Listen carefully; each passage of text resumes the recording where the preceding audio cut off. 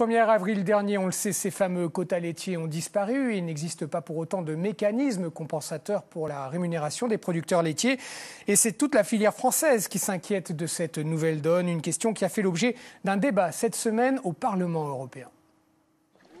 Les agriculteurs sont inquiets, les eurodéputés aussi.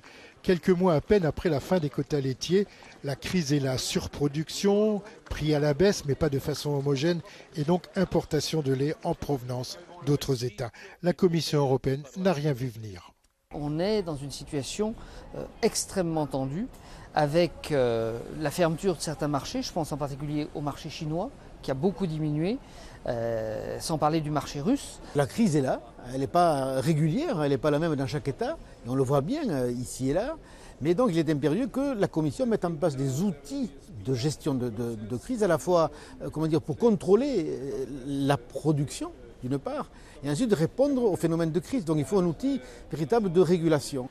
Les producteurs de lait ne doivent pas être livrés au marché. D'où la nécessité de filets de protection, de développer également ces contrats qui permettent aux producteurs de la filière une certaine sécurité. À la Commission européenne, enfin, de favoriser l'exportation des produits laitiers européens.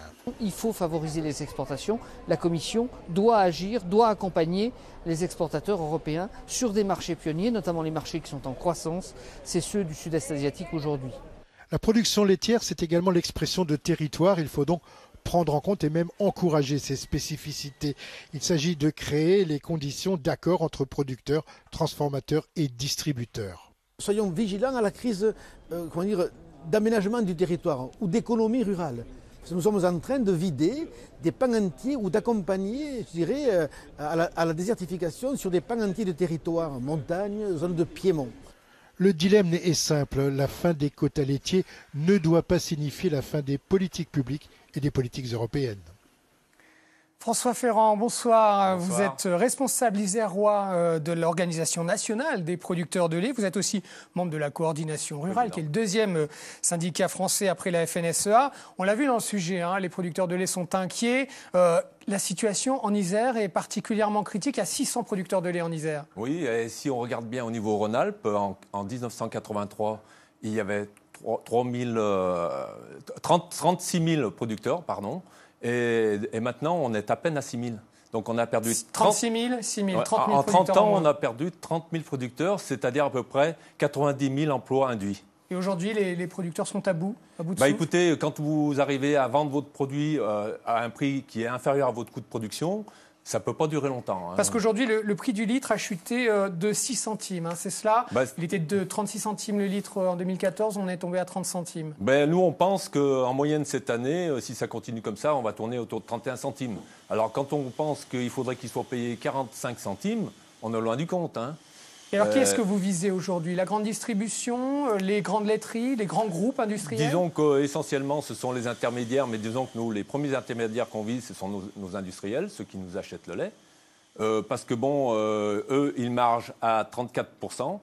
Et les supermarchés, eux, margent à 26%. Donc, je pense que si les industriels nous donnaient une petite partie de la marge, ça serait suffisant pour qu'on survive. Il n'y a pas de soutien industriel à la filière française? Pas du tout. Et puis, au niveau des industriels, avec la fin des quotas, on a instauré la contractualisation.